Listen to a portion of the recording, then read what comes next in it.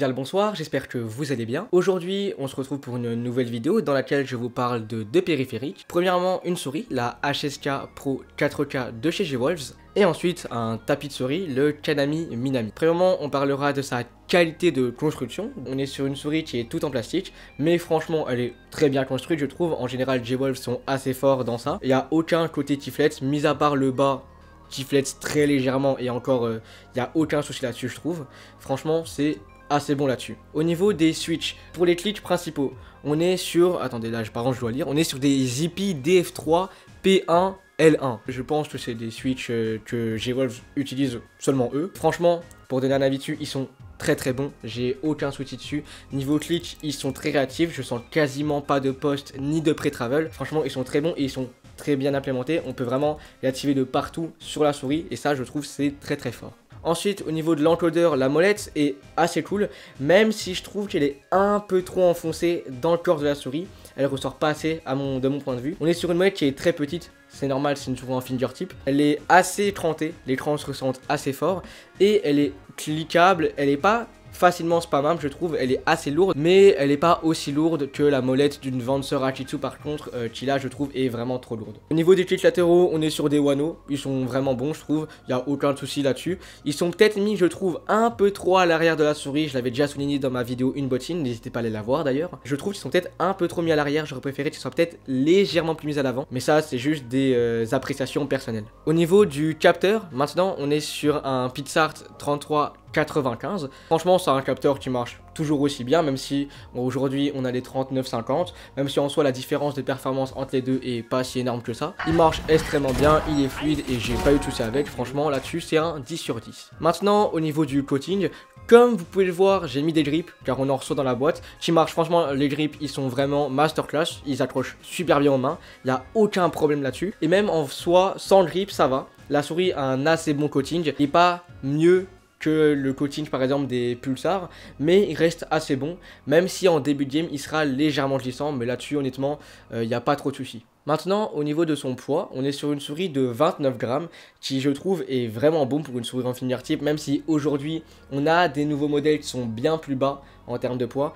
Franchement, j'aime beaucoup, ça donne un assez bon avantage en game, dans le sens où du coup, on est plus libre de ses mouvements et donc pour faire un flitch, pour faire des longs mouvements, pour faire du tracking et tout, c'est plus simple et moins fatigant sur la durée et ça franchement c'est vraiment cool. Au niveau de sa shape maintenant, comme vous le voyez c'est une souris faite pour le fingertip, hein, on est sur une souris qui est très petite, donc évidemment là-dessus il y aura que le fingertip qui sera ouvert. Elle n'est pas possible pour du clos, même si moi j'ai vraiment des très petites mains de 16,5 sur 8,5 cm, cette souris est pas viable pour du clos, elle n'est pas viable du coup pour du clos ou même pour du palm, c'est logique, vous serez obligé de la fingertip et honnêtement si je peux donner mon avis là-dessus, au départ je pensais que ça serait un peu compliqué mais en réalité eh ben j'ai pas eu tant de soucis de ça honnêtement. Je vais vous mettre quelques clips et honnêtement je gère plutôt bien, j'aime bien utiliser des souris en fingertip et il m'arrive aussi maintenant de fingertip des souris que j'utiliserai plus pour du clos par exemple, comme par exemple la Final Mouse Prophecy que maintenant j'utilise en fingertip alors qu'avant j'y la jouais en clos. Voilà.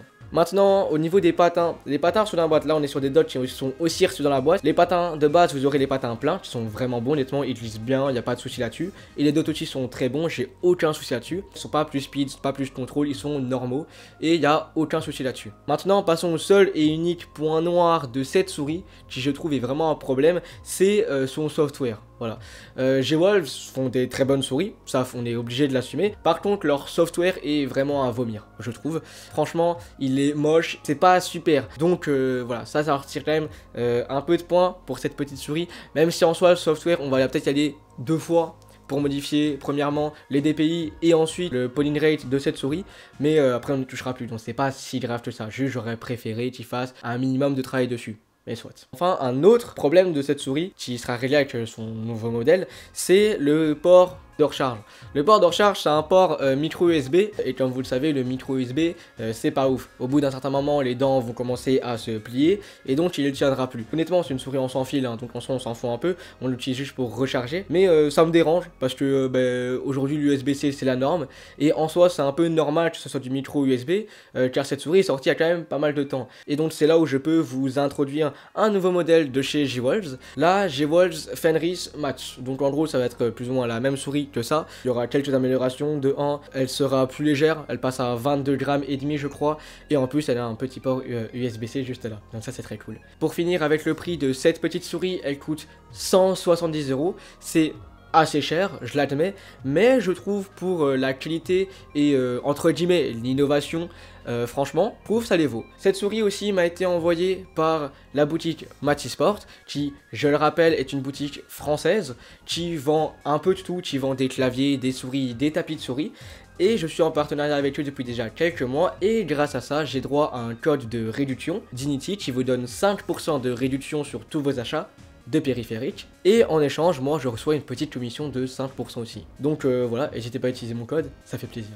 Maintenant on peut passer au tapis de souris, le Kanami Minami, qui est un Glasspad. Au niveau de la construction, on est sur un tapis du coup évidemment en verre de 490 sur 420 mm, qui pour moi est une norme assez bonne. On est sur ce qu'on pourrait appeler du Itzel pour ce genre de tapis de souris, ils sont assez grands honnêtement, moi qui ai une sensi assez basse, et ben franchement je gère bien dessus, je ne sors jamais du tapis et c'est bien. Ce tapis a une hauteur de seulement 3 mm, franchement c'est très petit, c'est vraiment sympa je trouve à utiliser, je suis pas dérangé en game et c'est plutôt cool. Pour parler de la surface de glisse, on est sur un tapis du coup en verre, du coup forcément il sera typé speed, il est néanmoins moins rapide qu'un SP004 de chez Wallach par exemple, mais il reste quand même plus rapide qu'un Black Lotus de chez ESP Tiger. Franchement en termes de glisse il est vraiment cool, la glisse est fluide et avec n'importe quel patin, évidemment que du PTFE ou alors du nylon pour certains cas, il ira parfaitement. Encore une fois je le rappelle, mais utiliser des patins en verre sur un tapis en verre est une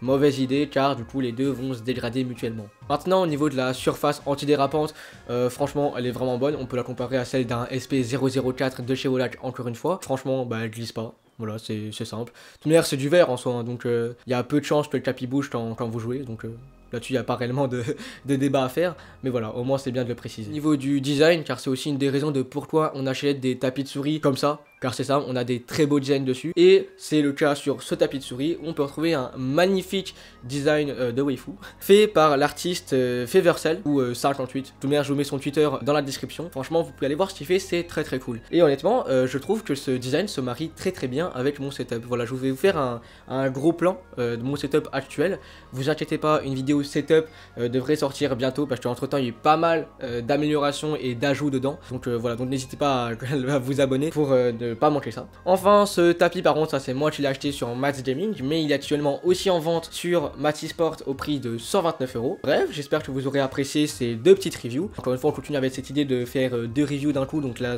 review d'un tapis de souris et ensuite d'une souris. J'espère que vous appréciez ça. Bref, n'hésitez pas à liker, commenter et partager. Moi je vous dis au revoir et à la prochaine. Allez, bye bye.